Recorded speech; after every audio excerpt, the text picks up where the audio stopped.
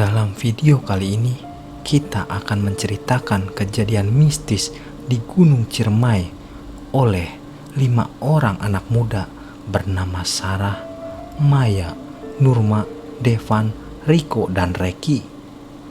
Dalam pendakian tersebut, ada jiwa dari salah seorangnya tertinggal di Gunung Ciremai. Di kejadian tersebut, ada seorang yang membakar terasi dan dilapisi pembalut dan mengundang arwah di kejadian 1996 datang dan mengganggu mereka. Jadi bagaimana kisah lengkapnya? Langsung saja ke cerita. Tapi sebelum itu, jangan lupa tekan tombol subscribe dan tombol loncengnya agar tak ketinggalan video terbaru dari kami. Pasang earphone kalian dan siapkan tempat di posisi nyaman. Selamat mendengarkan. Waktu itu Sarah sudah janji untuk bertemu langsung di base camp pendakian pada pukul 7 pagi. Untungnya Sarah bisa tepat waktu sampai di sana. Meski dari Jakarta, Sarah seorang diri menyetir mobil dari jam 2 pagi. Bayangkan betapa rasa ngantuk sangat terasa di dirinya. Andai kata temannya ada yang berkenan ikut, mungkin dia sudah mengajaknya. Namun sayangnya, waktu itu tak ada seorang pun teman dari Jakarta yang bisa diajak. Kebetulan mereka sedang sibuk dengan urusannya masing-masing. Berbeda dengan mereka yang sedari pendakian Gunung Gede selalu kompak mendaki bersama, tak ada yang kurang. Kalian udah sampai, sorry nunggu lama ya, kata Sarah ketika tiba di base camp. Riko pun menjawab, santai, kita juga baru nyampe setengah jam yang lalu kok. Kamu mau pesen sarapan apa? Mie, nasgor, mie dog, tanya Riko yang terlihat tengah sibuk memesan makanan. Mie dog apaan kok? Tanya Sarah. Mie dog itu mie endog maksudnya Sar, jelas Riko tertawa. Oh, martabak telur ya maksudnya, yang mie campur telur gitu kan? Tanya Sarah kembali. Lupa, Sarah kan bukan anak asli Sunda. Kalau kita orang sini menyebutnya mie dog. Hehehe, Devan pun menjawab. Sarah pun hanya terkekeh mendengarnya. Lalu Reki berbicara. Oh iya, nanti kita mulai trekking dari jam 9 aja ya. Soalnya biar dapat lahan buat bikin tenda. Kata si Abah, pendakian sekarang agak rame. Ya udah, kita sih gas aja. Lebih cepat lebih baik, timpal Devan sangat semangat. Ya kamu jangan cepet-cepet Tar, Beb, tar aku ketinggalan, kata Maya manja. Di sini juga Sarah baru tahu kalau Devan dan Maya adalah sepasang kekasih. Gak mungkin lah kamu tinggalin, kita pasti tungguin, mau kamu lelet kayak siput juga, canda Devan mencubit pelan pipi cabi Maya. Ya udah, intinya kita harus tepat waktu ya, biar gak kemagriban juga nanti trekkingnya, timpal Riko serius. Sekilas percakapan Sarah dengan mereka di base camp saat itu, sampai akhirnya semua makanan yang dipesan pun sudah terhidang di meja dan mereka dengan penuh sukacita menyantapnya. Lalu pagi pun datang, sampai tiba di jam 9 pagi, mereka pun berkemas kembali dan memulai trekking dari base camp menuju pos 1. Mereka berjalan dengan susunan posisi Riko di depan sebagai guide, Maya dan Devan di belakang Riko, Nurma dan Sarah di belakang sepasang kekasih tersebut, lalu Reki di posisi belakang sebagai sweeper. Di sini alasan lain mengapa Sarah berani ikut dalam pendakian Ciremai ini adalah tentu karena kondisi kesehatannya yang sedang baik juga. Sarah bahkan sudah bersepeda seminggu lamanya demi melatih kakinya. Namun entah mengapa tiba-tiba sepanjang perjalanan menuju pos 1, nafas Sarah mulai terasa berat, bahkan sampai terengah-engah. Langkah kakinya juga terasa sakit dan mulai kram. Sarah sendiri pun tak mengerti, padahal ia sudah berlatih sebelumnya. Jadi wajar saja ketika Sarah beristirahat di pos 1, Sarah menghabiskan waktu paling lama. Di saat yang lain hanya beristirahat selama 10 menit, Sarah hampir 30 menit lamanya. Sampai-sampai Sarah merasa tak enak dan menyuruh mereka berjalan duluan saja. Nanti Sarah akan menyusul juga, pikirnya kala itu. Kalian duluan aja ya, gue masih capek banget nih, kata Sarah. Tapi lu sehat-sehat saja kan, Sar? Tanya Reki memicingkan matanya seolah agak mengintimidasi. Agak capek sih, napas gue pendek-pendek gitu, makanya gue butuh waktu istirahat agak lama nih. Ya udah deh, kita duluan atuh Sar. Ntar lu nyusul aja, jalurnya jelas kok, kata Nurma yang sudah siap bergegas kembali, kemudian disusul dengan yang lainnya. Di sini Sarah sempat kaget karena mereka tak ada inisiatif sama sekali untuk menemaninya. Setidaknya satu orang saja. Sarah tahu jalur di pendakian ini memang cukup jelas. Kemungkinan untuk dilalui seorang diri masih terbilang aman. Namun Sarah hanya tak habis pikir mereka melakukan ini pada seorang perempuan. Entah Sarah yang terlalu sensitif atau karena Sarah hanya teman baru atau bagaimana, yang jelas Sarah cukup terkejut dengan respon mereka saat itu. Sampai akhirnya Sarah meminta dengan sendirinya. Kalian semua mau duluan? Ini gak ada gitu satu orang buat nemenin gue. Iseng juga gue kalau jalan sendirian, kata Sarah. Mereka tak langsung menimpali, malah saling menatap satu sama lain. Di sini Sarah sempat melihat Riko mencolek pelan lengan Reki dan Nurma. Mungkin ini isyarat agar mereka berdua mau menemani Sarah.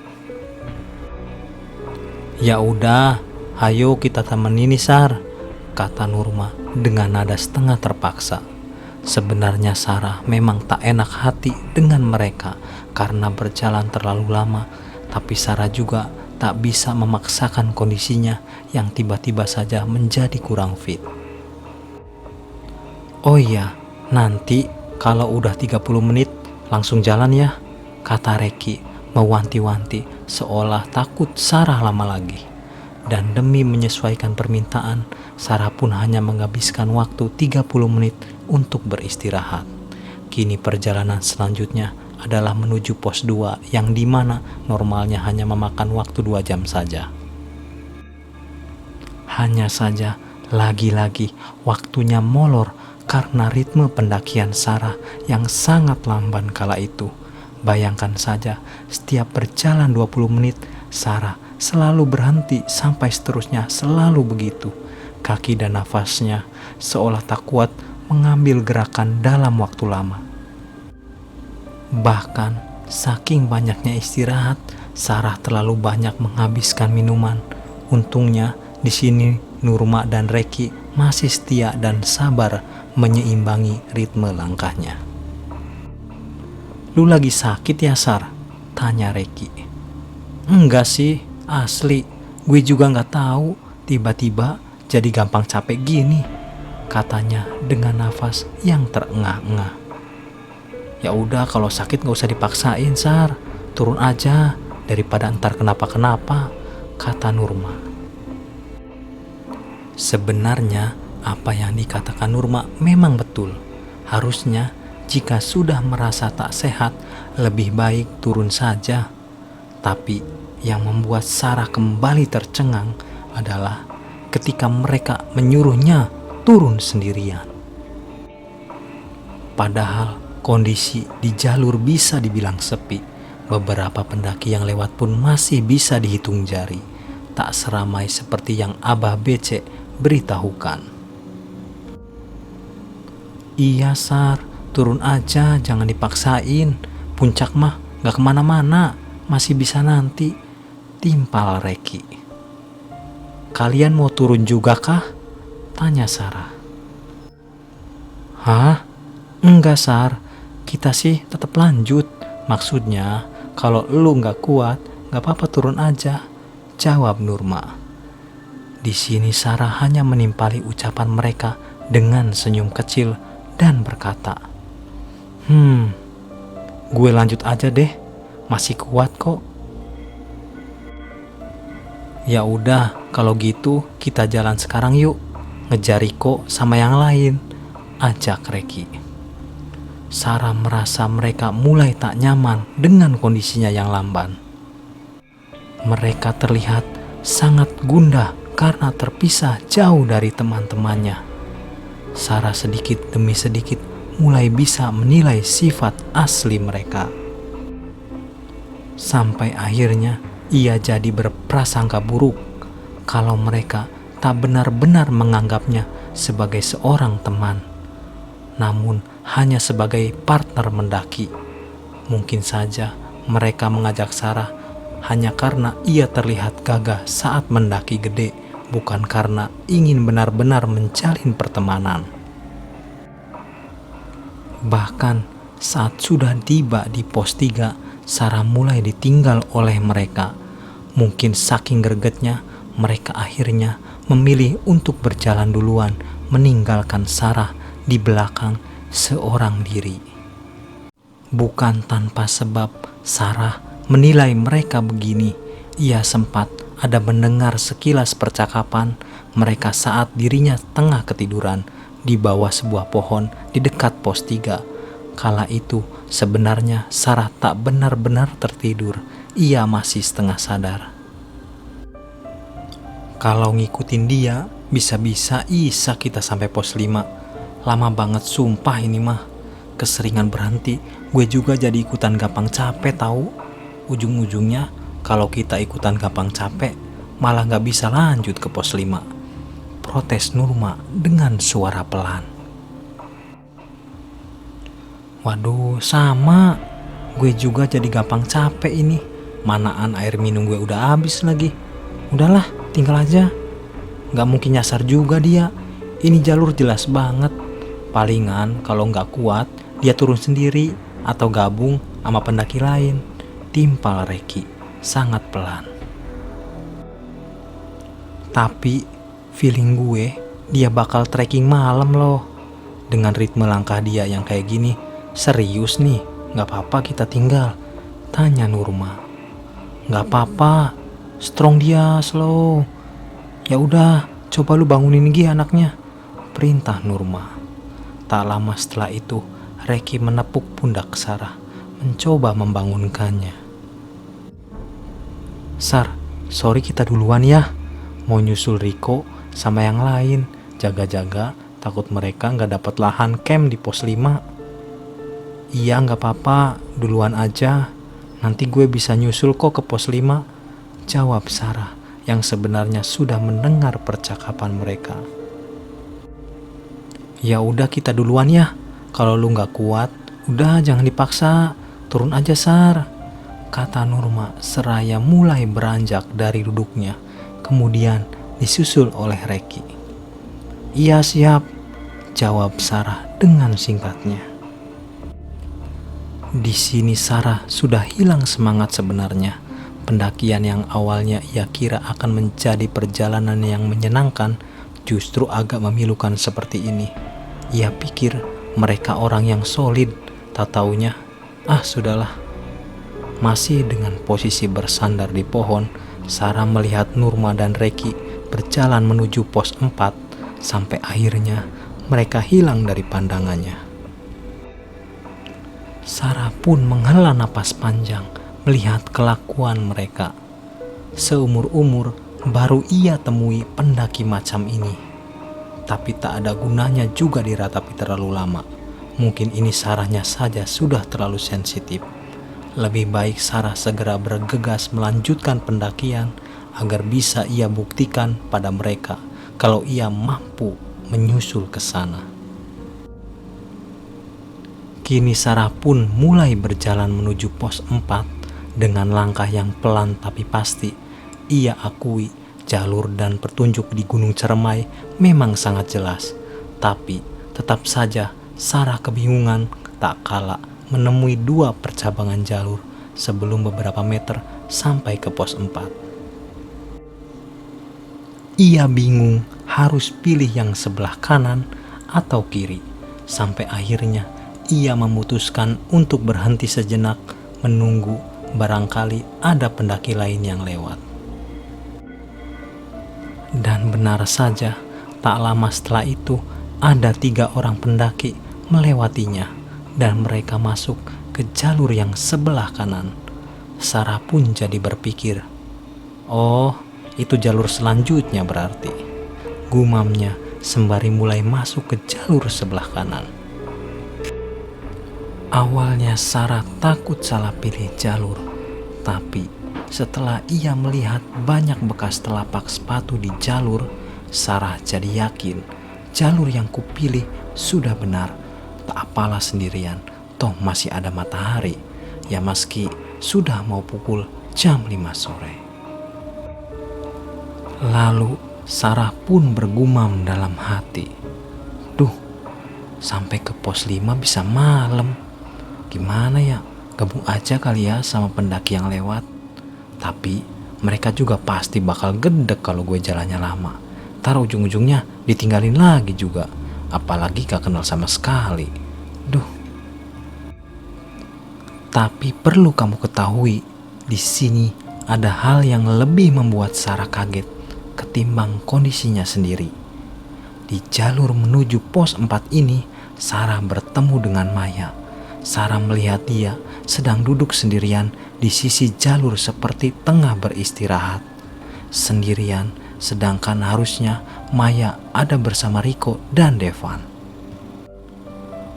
Maya, loh, kok lu di sini? Yang lain kemana? Gue tinggalin, mereka udah jalan duluan, jawab Maya dengan sangat lemas. Sepertinya ia agak sedikit sakit. Tubuhnya terlihat lemas, begitupun juga wajahnya. Yang Sarah tak habis pikir adalah bagaimana bisa mereka meninggalkan Maya. Oke lah kalau Sarah yang ditinggal, ini Maya, teman sepermainan mereka, malah ikut ditinggal juga. Devan mana? Tanya Sarah dengan sangat heran. Dia duluan juga, jawab Maya dengan nafas yang tersenggal-senggal. Lu ditinggalin pasti gara-gara jalannya lama ya. Gue juga gitu soalnya. Nurma sama Reki jalan duluan.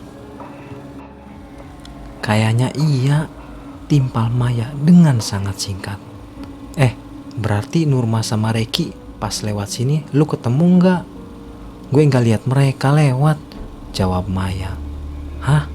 Sarah tercengang kaget.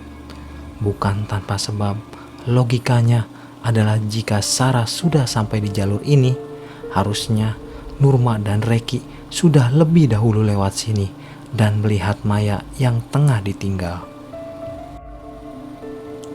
Sarah pun lalu berpikir, apa mereka saat di percabangan memilih jalur sebelah kiri sehingga tak berpapasan dengan Maya. Kok bisa ya lu gak papasan sama mereka? Apa jangan-jangan pas di persimpangan tadi mereka milih yang sebelah kiri? Selidik Sarah. Sama aja sebenarnya, mau pilih kiri atau kanan tetap ujungnya ngarahin ke pos 4 kok, ngarahin ke rumah aku. Timpal Maya tersenyum singkat. Walah, sama aja ternyata, ucapnya sambil menepuk jidat. Tahu sama saja, Sarah tak harus menunggu segala pendaki yang lewat. Tapi mungkin ini sudah jalan Tuhan. Sarah diarahkan ke jalur ini agar bisa bertemu Maya yang senasib dengannya ditinggal. Tapi sebentar, Maya bilang rumah aku. Lupakan sajalah.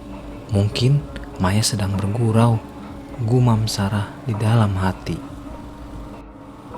Di sini Sarah sedikit senang karena setidaknya ia tidak sendirian menyusuri jalur. Bahkan Maya sendiri terlihat sama capeknya seperti dirinya. wajar jika mereka sama-sama bisa saling mengerti soal waktu istirahat mereka. Meski memang sepanjang istirahat atau sepanjang berjalan bersama Sarah, Maya tak banyak bicara. Sarah mencoba mengerti kondisinya, yang pastinya sedikit sedih karena ditinggal duluan oleh pacar dan teman-temannya. Sepanjang perjalanan, Sarah sempat ada memvideokan momen perjalanannya bersama Maya. "Sebelumnya, lu pernah ditinggal gini gak pas nanjak?" tanya Sarah kala itu yang penasaran. "Pernah, sampai gak bisa kembali lagi." "Gak bisa balik lagi gimana dah?" tanya heran Sarah. "Rindu tahun 96 aku," timpal Maya dengan sangat melas. "Oh, lu kelahiran 96, beda setahun sama gue 95. Tuhan beruntung kasih lu keselamatan, Sar." Sarah terdiam sejenak, tak mengerti maksud ucapan Maya. "Oh iya, terus kenapa lu jalannya nunduk terus, Mai?" tanya Sarah mengalihkan pikiran. "Takut gue," timpal Maya. Di sini Sarah mulai takut karena memang hari sudah mau senja. Terlebih lagi dia meminta Sarah untuk jalan di depan, dia di belakang. Sarah semakin takut dibuatnya. Sarah akui memang kondisi pepohonan tinggi berkabut di Cermai ditambah matahari yang sudah agak terbenam membuat nuansa mistis di jalur terasa kental. Pemandangan di depan Sarah memang bisa dibilang agak menakutkan, terlebih mereka belum berpapasan dengan pendaki lain. Namun Sarah mencoba menepisnya. Prinsipnya tak akan ia ceritakan pengalaman mistisnya saat di gunung. "Mana, katanya rame. Bohong aja nih si abah yang di base camp tadi," kata Sarah dalam hati sembari terus fokus dengan kondisi jalur di depan. Namun tak lama 4 orang pendaki laki-laki mendekat ke arahnya dan melewatinya. Mereka mulai menyapa Sarah saat itu juga. "Kak, sendirian aja?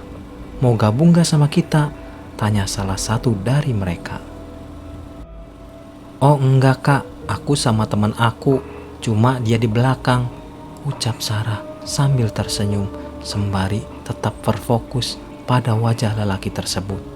Maklum, wajahnya tampan, magnetnya seolah membuat Sarah menatapnya lama-lama. Lucunya, saat Sarah menjawab pertanyaan itu, mereka sempat terdiam sejenak dan menatap satu sama lain. Sampai akhirnya salah satu dari mereka mulai berteriak, "Anjir, cewek indigo dia, kabur weh!" Lelaki itu berlari lalu disusul oleh teman-temannya. Bisa-bisanya Sarah dikira indigo. Sarah yang awalnya terfokus pada mereka baru teringat kembali pada Maya yang sedari tadi di belakangnya. Ketika Sarah menoleh, ternyata Maya tertinggal cukup jauh. Sarah sampai tak sadar kalau Maya agak tertinggal. Maya terlihat sangat lelah, langkahnya pun gontai dan masih saja terus menunduk. Di sini Sarah sempat mikir dia agak kesurupan, tapi lagi-lagi Sarah mencoba menepisnya. "Mai, maaf, gue gak ngeh lu ketinggalan jauh," teriak Sarah. Tapi ia tak menjawab sampai tiba saat dia sudah sampai di dekat Sarah.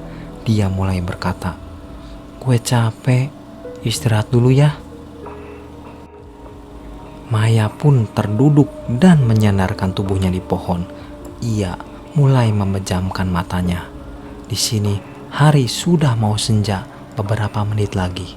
Sarah harus segera menyiapkan headlampnya karena akan trekking di kondisi malam. Ada sekitar 15 menit lamanya Maya tertidur di pohon. Sarah juga sama letihnya seperti dia. Makanya Sarah tak membangunkannya dahulu sampai ada sepasang pendaki kembali melewatinya. Lalu mereka bertanya, "Sendirian aja kak, temannya mana?" Ini kedua kalinya orang mengatakan kalau Sarah sendirian. Sarah kembali heran dibuat pertanyaan ini. "Loh, saya sama teman saya kak. Itu dia lagi tidur dekat pohon," kata Sarah sembari menunjuk ke arah Maya yang hanya berjarak 5 langkah dari posisinya. "Kak, kamu bisa lihat sesuatu ya? Kita nggak ada lihat orang di sana kak." "Hah? Masa sih?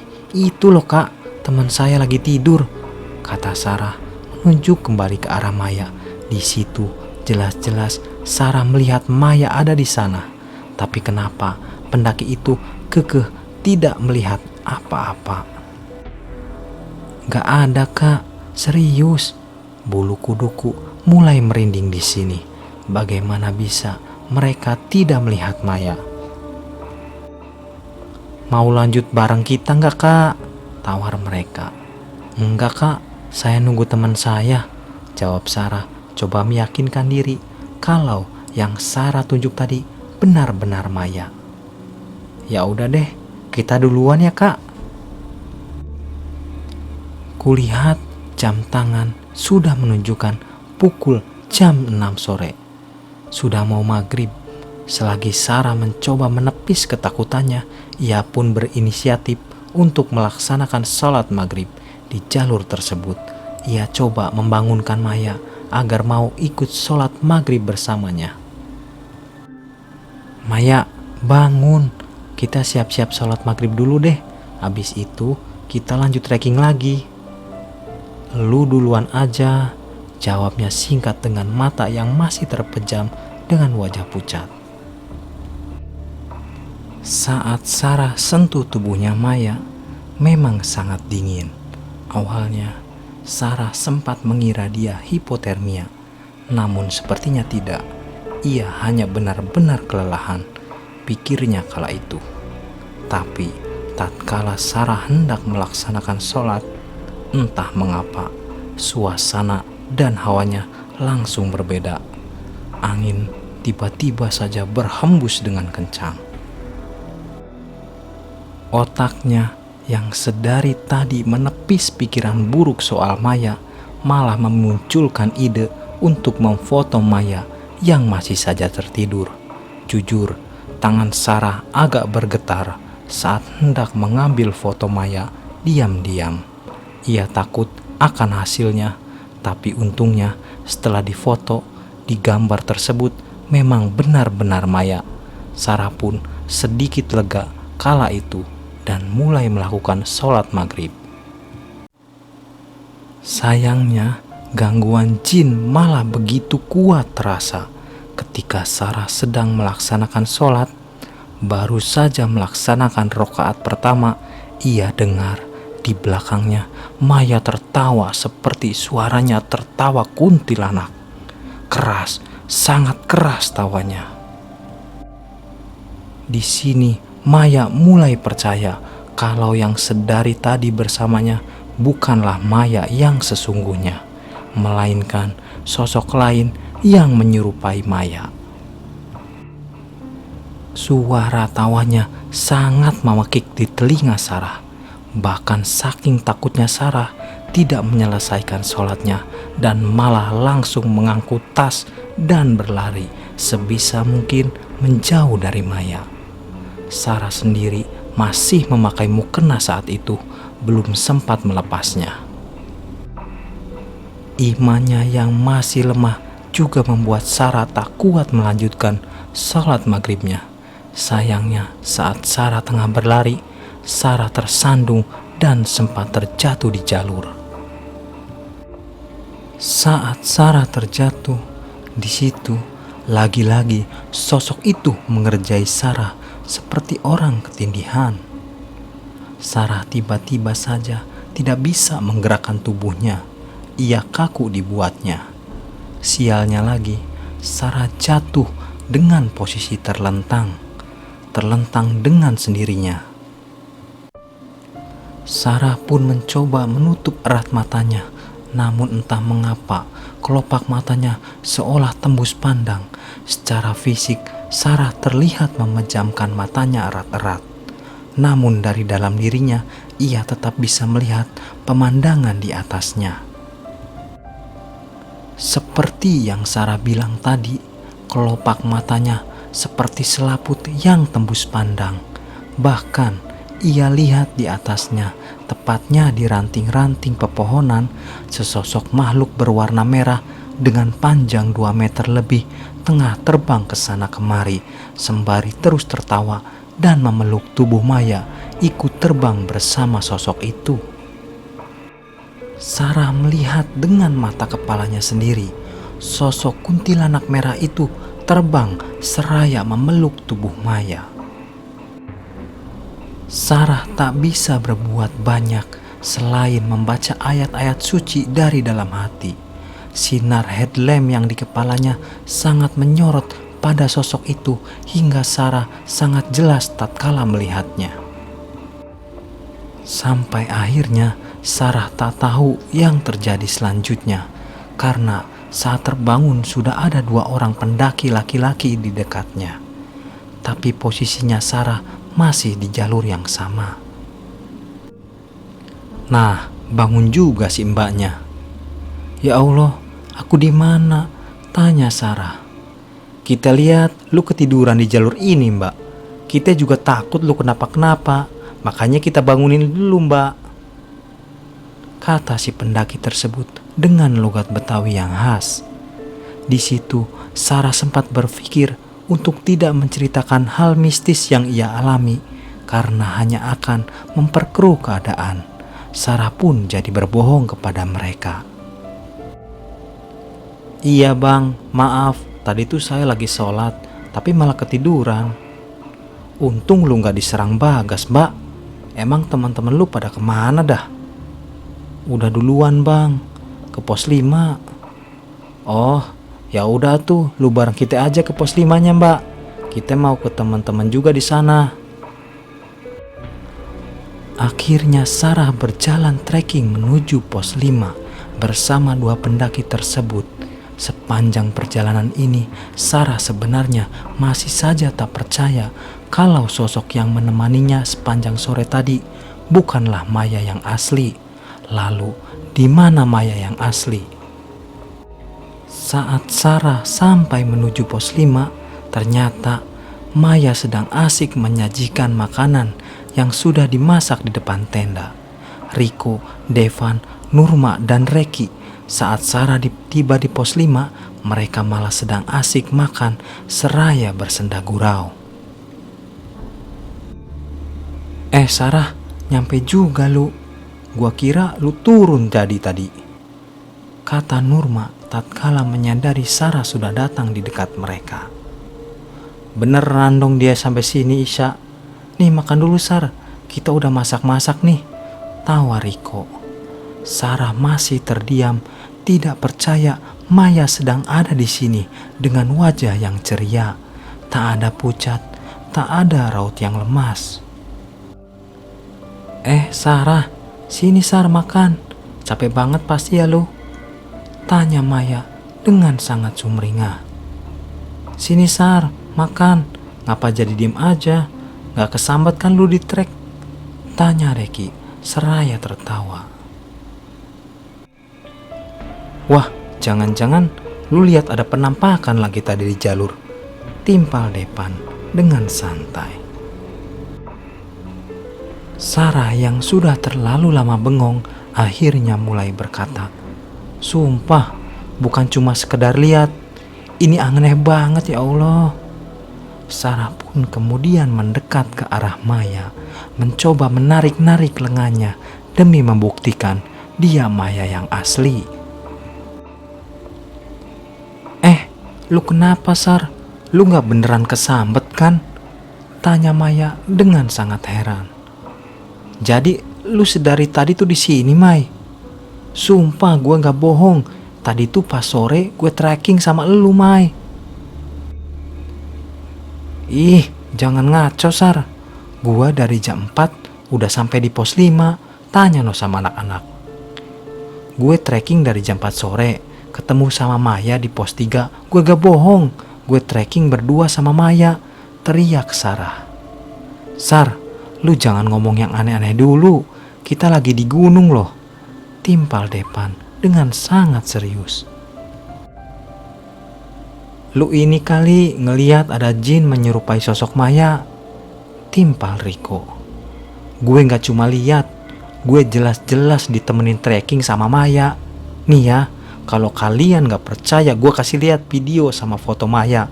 Tadi di jalan gue ada sempet ambil gambar Maya buat bukti kalian. Barulah di sini semuanya terungkap dengan jelas perihal siapa sosok yang menemani Sarah sebenarnya. Foto yang Sarah ambil tatkala Maya tengah tertidur di pohon, ternyata sesosok pocong lusuh yang tengah bersandar di pohon. Semua gambar berubah saat Sarah tunjukkan kepada mereka. Padahal saat Sarah mengambil foto Maya, hasilnya normal-normal saja. Tapi entah mengapa ketika Sarah menunjukkannya kepada mereka, Maya berubah menjadi sosok pocong di foto tersebut. Tak hanya itu, ketika Maya sedang berjalan gontai ke arah Sarah pun, Sarah ada sempat mengambil videonya. Namun hasilnya kembali di luar dugaan. Ternyata bukan Maya yang sedang berjalan gontai, melainkan sesosok pocong yang tengah loncat-loncat ke arah Sarah. Sarah kembali bergidik dibuatnya. Kini Sarah benar-benar percaya kalau sedari sore tadi Sarah mendaki bersama seorang pocong. Maya yang saat itu tengah menyaksikan videonya langsung merebut HP dari tangan Sarah dan sesegera menghapusnya. Ia bahkan terlihat kesal dan sempat membanting HP Sarah ke tanah. Maya bukan pocong, teriaknya sembari membanting HP Sarah. Tapi tadi beneran pocong loh, kata Nurma dengan ketakutan. Maya gak mau jadi pocong, teriaknya kembali seraya masuk ke dalam tenda. Aduh Sar, harusnya lu gak usah ceritain sekarang juga. Si Maya itu takutan. Tapi ini beneran gue kejadian. Lu gak ngerasain aja pas gue diganggu pas lagi sholat maghrib di jalur, sewot Sarah. Terus gue juga baru inget, tadi sosok ini tuh ada bilang kangen sama tahun 96. Lanjut Sarah. Iya tahu, gue percaya. Tapi itu lihat si Maya jadi takut gara-gara lu Sar. Bentar, tahun 96? Apa jangan-jangan ini sosok jelmaan korban tragedi Ciremai tahun 96 itu ya? Ya gak sih? Tebak Reki. Ya itu bisa jadi, teriak Sarah. Udah gak usah ribut. Ini udah malam. Lihat noh, pada diliatin sama yang lain. Salah kita juga ninggalin Sarah sendirian.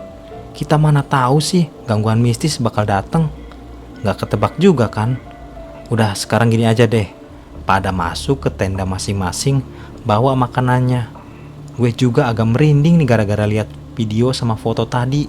Intinya kita bahas hal mistis ini pas udah turun gunung aja deh. Takutnya nanti pada suges nanti, perintah Riko. Iya bener kata Riko, dah pada tidur aja sekarang. Lupain aja kejadian tadi Sar. Serem sih emang, cuma besok mah kita udah bareng-bareng aja ya, timpal Reki. Tapi tadi lu gak bener-bener sendirian kan sampai sini? Tanya Nurma. Enggak, tadi gue sama pendaki lain gabung, jawab Sarah masih dengan suara agak gemetar. Ya udah ayo masuk tenda, ajak Nurma. Akhirnya mereka pun memutuskan untuk segera tidur. dan sepakat melupakan apa yang dilihat di galeri Sarah tadi, serta sepakat untuk tidak membahasnya di gunung. Harapan mereka saat itu adalah terbangun di jam 4 subuh agar bisa bersiap-siap trekking summit di puncak. Namun, lagi-lagi semua di luar rencana. Malam ini justru suasana mistis malah semakin menjadi-jadi. Sepertinya benar apa kata Riko. Memikirkan hal-hal mistis hanya akan membuat suges yang bisa saja malah kejadian. Dan saat itu Maya terlalu takut sampai akhirnya ia mulai kesurupan di tengah malam, tepat jam di 12.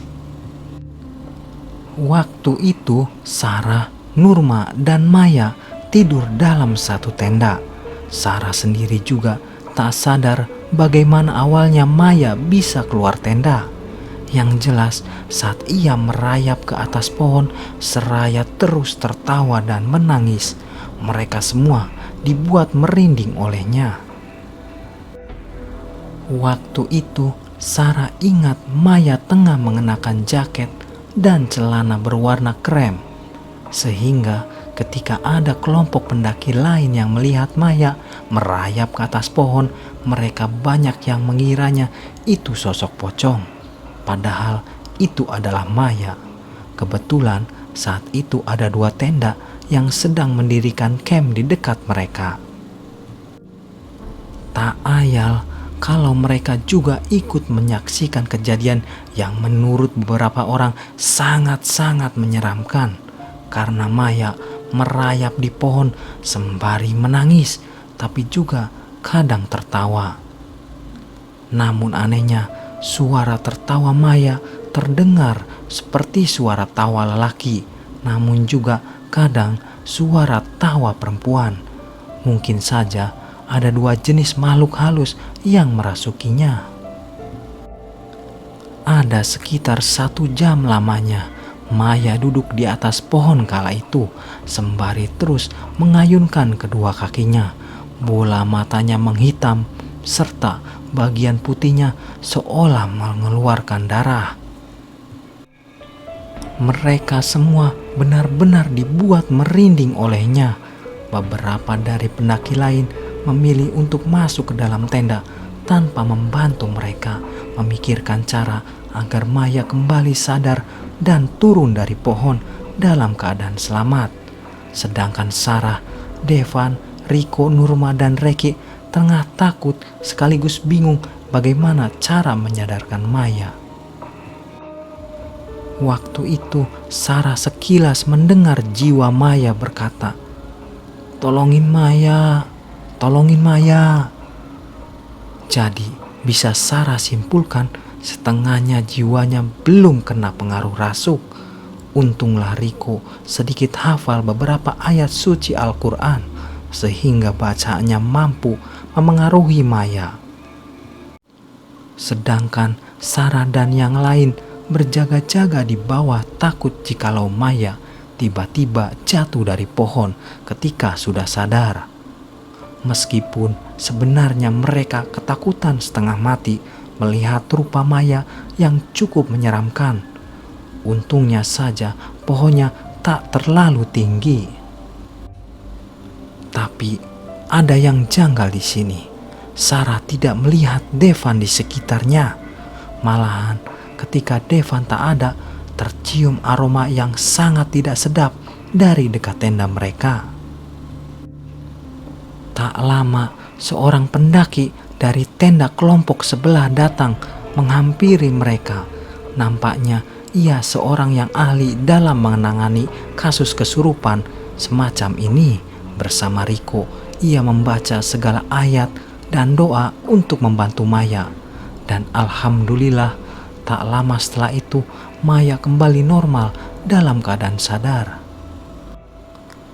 Ia berhasil turun dari atas pohon dengan agak tertatih-tatih, sedangkan teman-temannya tetap menjaganya dari bawah agar ia tidak terjatuh. Maya berkata tubuhnya sangat sakit. Sarah lihat wajah Maya juga sangat merah. Barulah setelah Maya tersadar penuh, kelompok pendaki lain ikut keluar berhamburan dari tenda. Bahkan beberapa dari mereka Sarah dengar ada yang berbisik,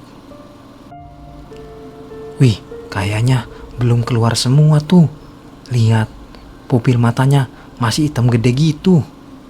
Sarah yang mendengarnya mencoba untuk mengabaikannya waktu itu.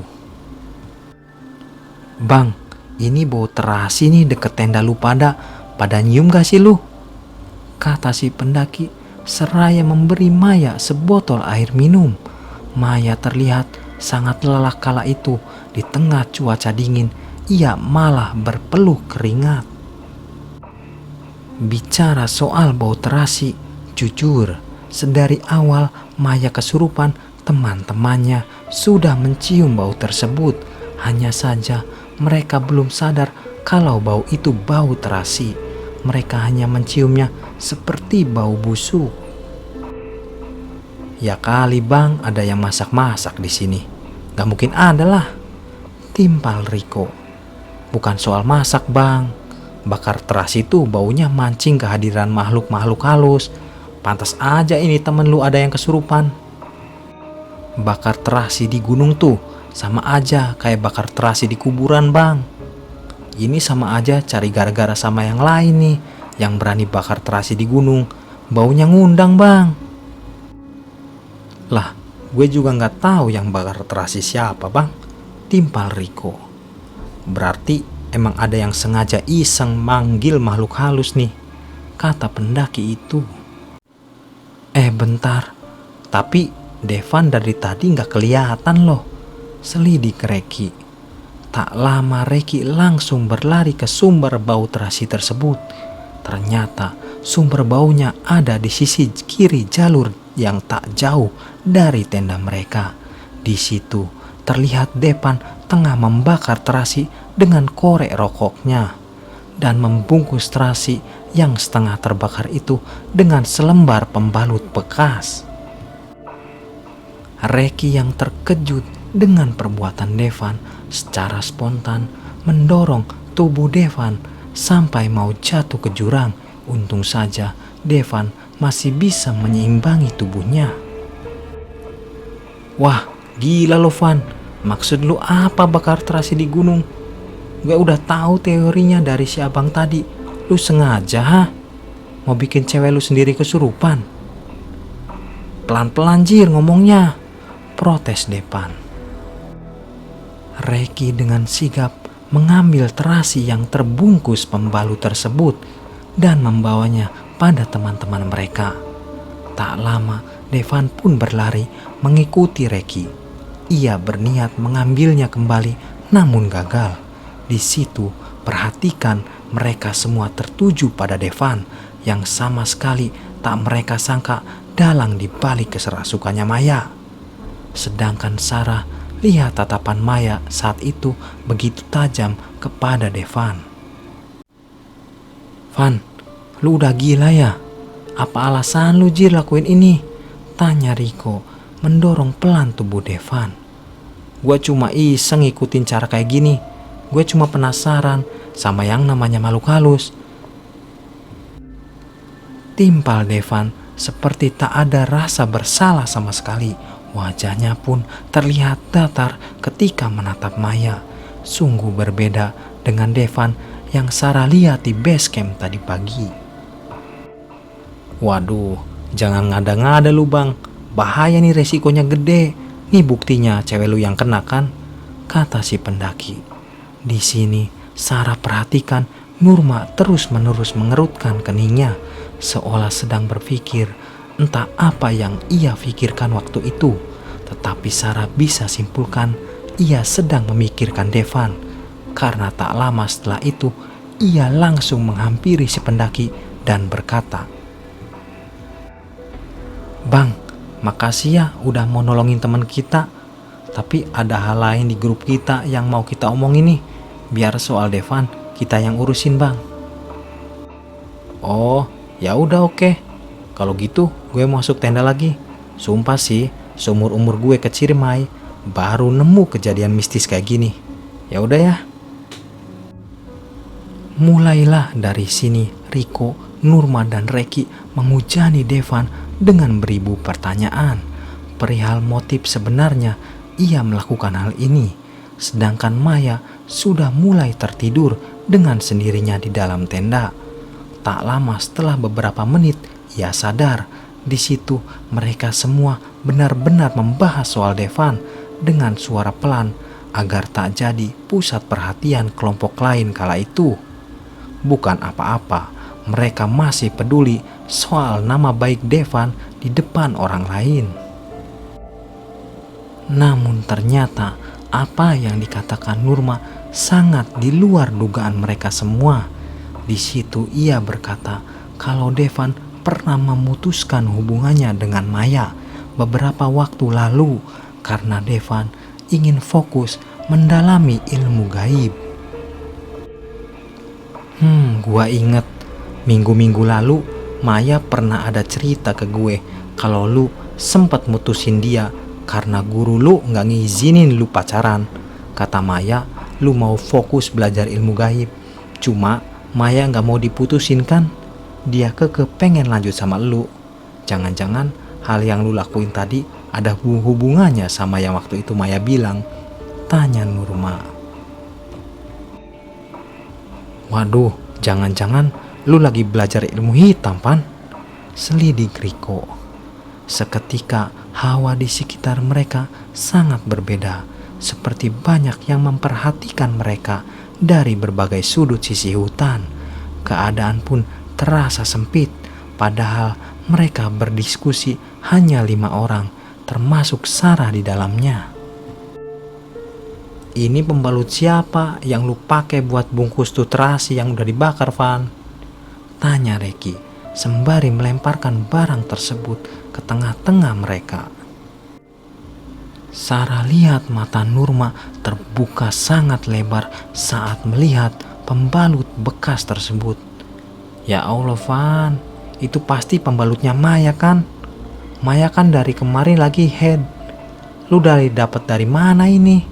Kata Nurma mendorong tubuh Devan. Dengan wajah datar, Devan menjawab, gua ambil tadi sore dari kantong sampah. Berarti lu emang sengaja mau bikin Maya kerasukan, hah? Jangan-jangan sosok yang menyerupai Maya pas ngikutin gue itu ada hubungannya sama hal yang lu lakuin ini? Tanya Sarah ikut kaget. Emang iya, dari tadi sore gua udah bakar terasi pakai pembalut si Maya tuh. Jawabnya Devan dengan sangat datar. Nih ya, gue gak bisa bilang ke kalian gue lagi mendalami ilmu apa. Yang jelas gue lakuin ini ke Maya soalnya dia auranya gampang banget buat menarik perhatian makhluk halus. Sarah juga tuh rada-rada gampang buat diganggu. Lagian juga ya, salah Maya sendiri gue putusin tapi gak mau. Ya sekarang gue jujur sama kalian karena gue udah terlanjur ketahuan aja. Gue udah dipesen sama guru besar gue buat nggak ceritain ilmu gaib yang lagi gue pelajarin. Ya udah oke, gue minta maaf soal hari ini. Kedepannya gue nggak bakal lakuin ini ke Maya atau ke yang lain. Gue udah pengen kalian lupain aja kejadian malam ini. Fokus summit puncak aja besok pagi. Kita lanjut bahas kalau udah turun gunung aja. Timpal Devan sedikit kesal sambil masuk ke dalam tenda. Sarah dan yang lain hanya bisa mengelus dada melihat sikapnya yang berubah 180 derajat. Namun di sini mereka menemui kesepakatan untuk menuruti apa kata Devan, yaitu melupakan kejadian malam ini dengan tambah bahasnya di gunung. Gue sebagai sahabatnya Devan dari sejak SMA jujur ngerasa sedih dia salah jalan kayak gini. Dulu mana ada dia berani bersentuhan sama hal-hal gaib kayak gini. Gimana nanti kalau orang tuanya tahu kelakuan Devan yang aneh? Kata Riko dengan mata sedikit berkaca-kaca. Ya udah gini aja, besok-besok pas kita udah turun gunung, kita tanya baik-baik ke Devan. Takutnya lagi kesirep tuh anak. Soalnya gue pernah denger cerita dari tetangga gue, katanya orang suka main-main sama ilmu gaib yang sesat ada kemungkinan dikawin atau dijodohin sama makhluk halus. dan gurunya itu perantaranya. Tapi gue nggak tahu kalau Depan kayak gimana. Pokoknya antara dikawinin sama kuntilanak atau genderuwo. Jelas Reki yang membuat mereka semakin merinding. Devan kan cowok, berarti dijodohin sama kuntilanak dong. Gue tadi soalnya sempat lihat ada penampakan Kuti tadi pas trekking ke pos 5 soalnya, kata Sarah sambil bergidik. Ya ada kemungkinan sih, soalnya syaratnya nih gak boleh pacaran, timpal Reki. Akhirnya setelah berdiskusi horor panjang lebar, mereka pun sesegera mungkin masuk ke tenda masing-masing dan sepakat melupakan sejenak kejadian malam ini. Alhamdulillah mereka semua bangun dengan kondisi yang normal dan cuaca pagi yang cerah. Saat itu mereka sudah mulai sarapan di jam 5:30 pagi.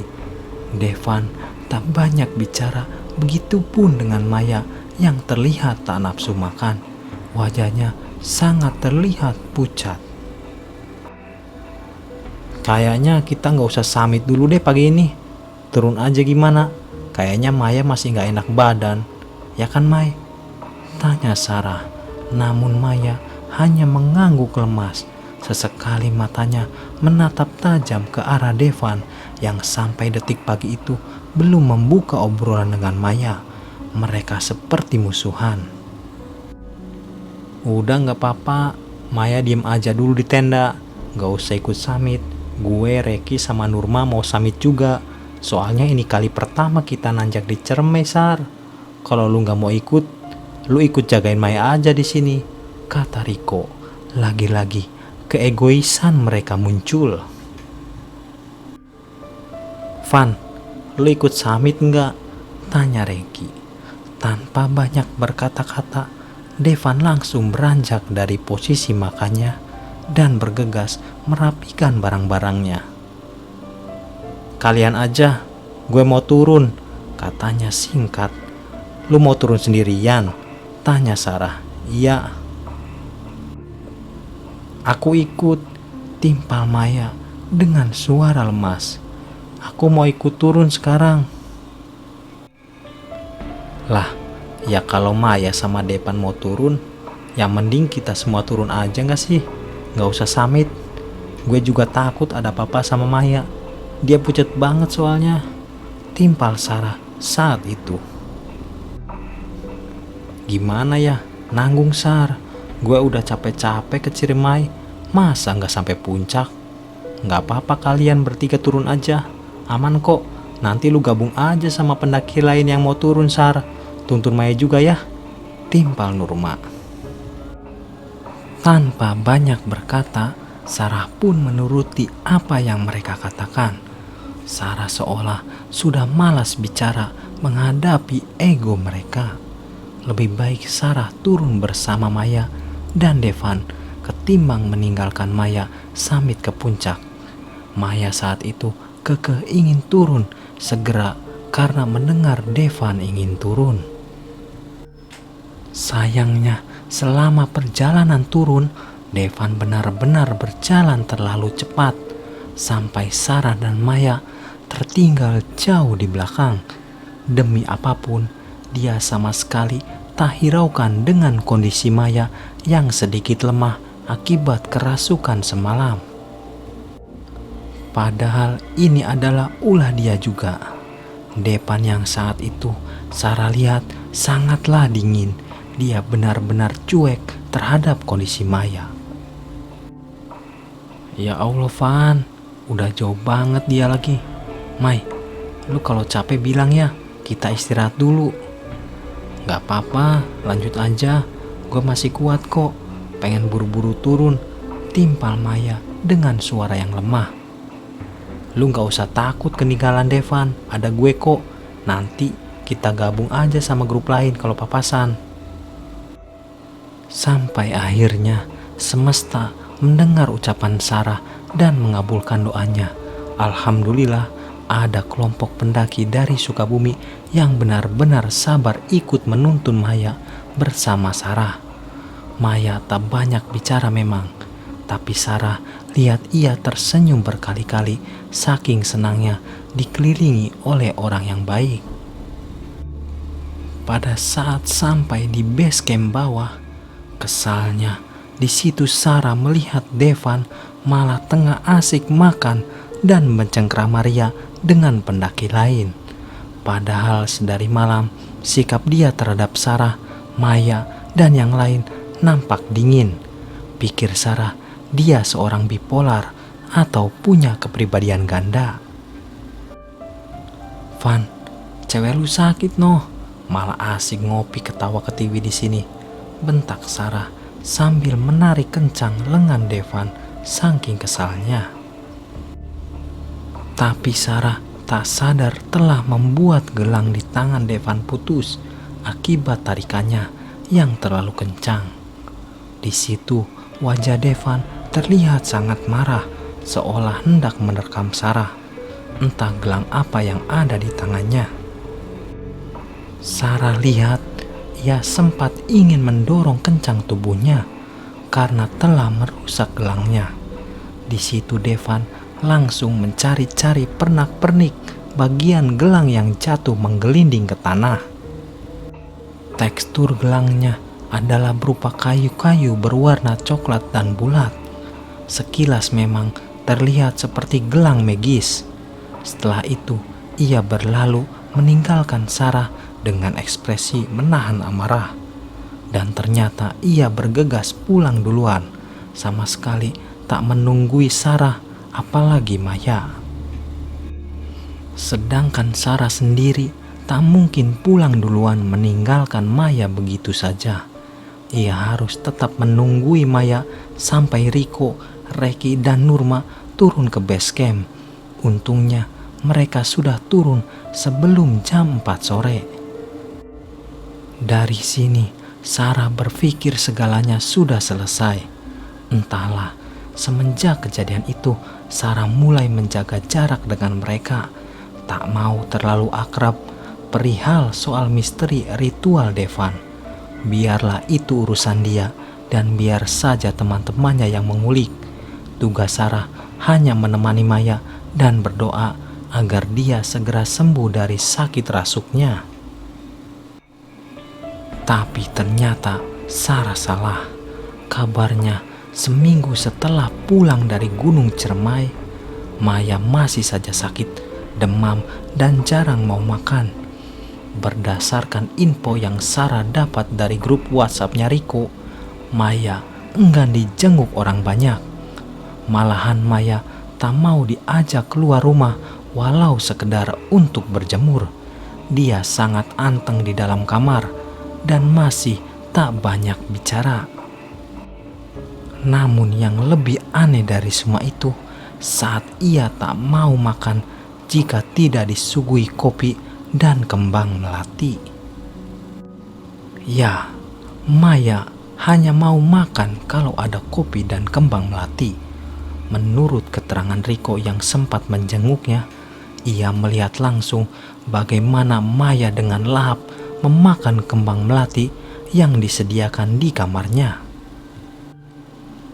Ini terjadi selama seminggu, sampai akhirnya pihak keluarga mulai sadar ini hal yang janggal dan berinisiatif memanggil orang pintar untuk mengobati Maya. Di sini Riko dan yang lain belum ada cerita ke keluarga Maya perihal kejadian rasuk yang menimpa Maya saat di Gunung Ciremai dan ritual yang dilakukan oleh Devan terhadapnya saat itu. "Lu tahu gak Sar, si Maya yang sedari kemarin sama kita itu bukan Maya, kata orang pintar," cerita Riko pada Sarah saat ditelepon. "Hah? Maksud lu gimana? Kemarin pas gue jenguk sama anak-anak, kita dikasih lihat bentuk aslinya Maya. Sar, serem banget asli. Wujudnya pocong Sar, bau juga. Jelas banget kita ngintip dari pintu kamar dia. Wujudnya pocong, bukan Maya." "Terus infonya Maya yang sebenarnya ada di mana?" tanya Sarah terbelalak. Kata si orang pinter, jiwanya Maya tuh masih ada di Cermai sampai sekarang. Yang ada di rumahnya itu cuma jasadnya aja. Jiwanya bukan jiwa Maya. Terus orang pintarnya juga bilang harus segera adain ritual khusus di Gunung Cermai, bawa raganya si Maya bareng sama keluarga sebelum 20 hari ke depan. Katanya takut kalau kelamaan didiemin, jiwa aslinya Maya bisa nggak masuk ke raganya. Merasa prihatin, sehari setelah mendengar kabar sakitnya Maya, Sarah pun langsung pergi bergegas ke Majalengka menjenguk Maya. Saat ia tiba di sana, ia mendengar warga kampung sudah banyak yang mendengar perihal sakitnya Maya sepulang dari gunung. Rumahnya agak ramai dikunjungi banyak tetangga yang kepo. Berita soal wujud Maya yang terlihat jadi pocong juga sudah terdengar seantero rukun tetangga. Sempat diadakan pengajian di rumah Maya 2 hari lamanya.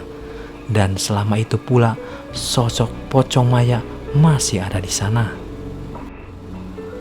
Sarah yang saat itu menjenguk ikut melihat sosok pocong Maya.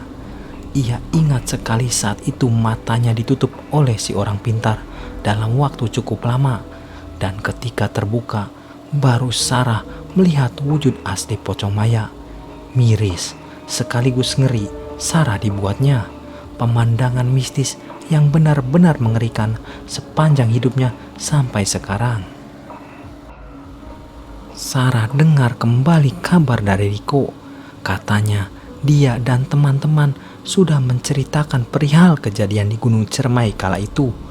Karena mau tak mau, mereka harus jujur demi kesembuhan Maya juga. Hanya saja akibat dari ini adalah renggangnya hubungan keluarga Devan dan Maya saat itu. Keluarga Maya sempat ada sumpah serapah ke keluarga Devan yang dianggap telah menjahili anaknya sampai sakit seperti ini. Padahal Devan sendiri lahir dari keluarga terpandang dan ayahnya dikenal sebagai pemuka agama. Sangat disayangkan anaknya menyimpang dari jalur. Sampai sekarang pun infonya Devan sudah tinggal terpisah dari orang tuanya dan pergi menetap ke Jawa Tengah. Sarah sendiri pun benar-benar sudah hilang kontak dengannya. Misteri ilmu apa yang didalami Devan, mereka tak ada yang pernah tahu. Mungkin pihak keluarga Devan sudah tahu, hanya saja mereka menutup-nutupinya. Namun memang Reki yang dahulu sempat ada main ke rumah Devan sempat melihat banyak pernak-pernik barang-barang pusaka di kamarnya.